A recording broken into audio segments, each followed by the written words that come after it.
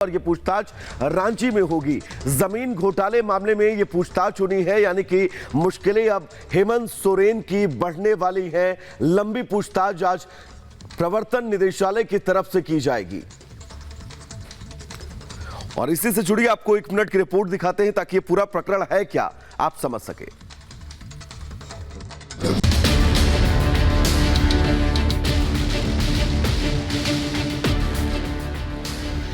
झारखंड के मुख्यमंत्री हेमंत सोरेन की मुश्किलें कम होने का नाम नहीं ले रही हैं। प्रवर्तन निदेशालय ने सीएम सोरेन से पूछताछ को लेकर समन भेजा था और आज सीएम को ईडी के सामने पेश होने को कहा गया। आपको बता दें, ईडी ने सीएम सोरेन की जमीन घोटाला मामले में पूछताछ के लिए रांची स्थित बरियातू दफ्तर में बुलाया है। यह पहली बार नहीं है जब ईडी ने हेमंत सोरेन को पूछताछ के लिए बुलाया है। इससे पहले भी एक बार ईडी ने सोरेन को तलब किया था। नवंबर 2022 में भी ईडी ने सीएम हेमंत सोरेन से अवैध खनन मामले में पूछताछ की थी। इस दौरान जांच एजेंसी ने हेमंत सोरेन से करीब 10 घंटे तक सवाल जवाब किए थे।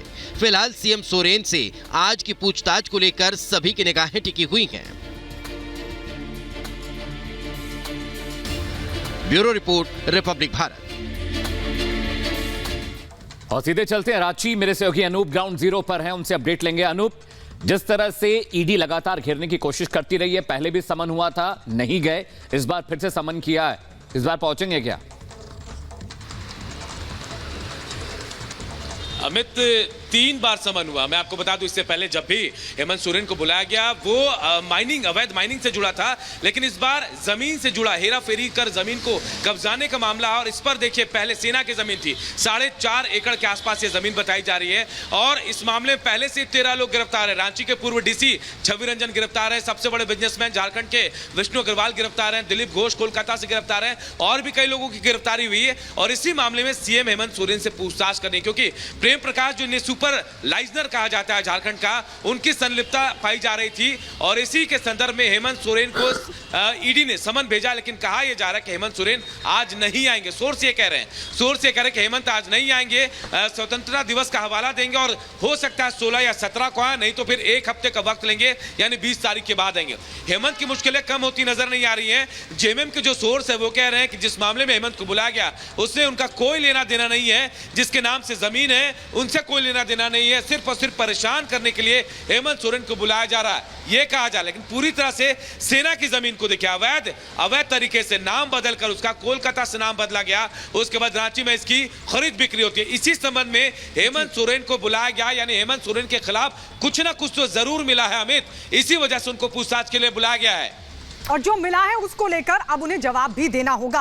अनूप, कितनी मुश्किलें इस पूरे मामले को लेकर बढ़ती हुई हेमंत सोरेन की दिखाई दे रही है आपको?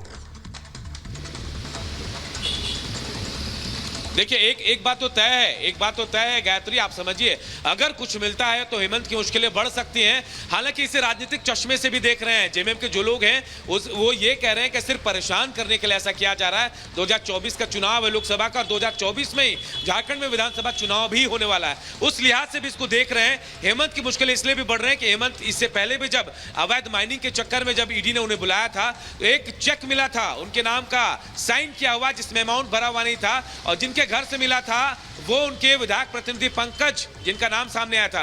पंकज जेल में है और उनके जो आसपास के जो लोग जो सबसे सहयोगी करीबी थे वो जेल में है और उनसे लगातार।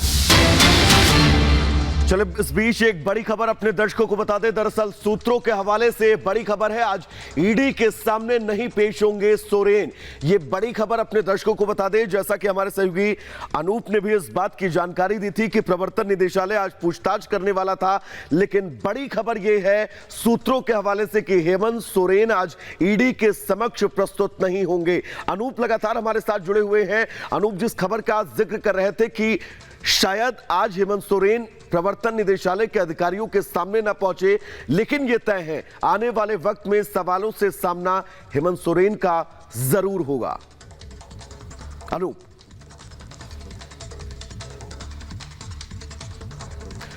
तो अनूप हमारे साथ जुड़े हुए, उनके पास हम चलेंगे, लेकिन आपको बता दें ईडी ने दरअसल समन किया है हेमंत सोरेन को और हेमंत सोरेन आज नहीं पेश होंगे ईडी के सामने, ये सूत्र बता रहे हैं। लेकिन सबसे बड़ा सवाल यह है कि क्या राहत मिल पाएगी हेमंत सोरेन को, क्योंकि जो तमाम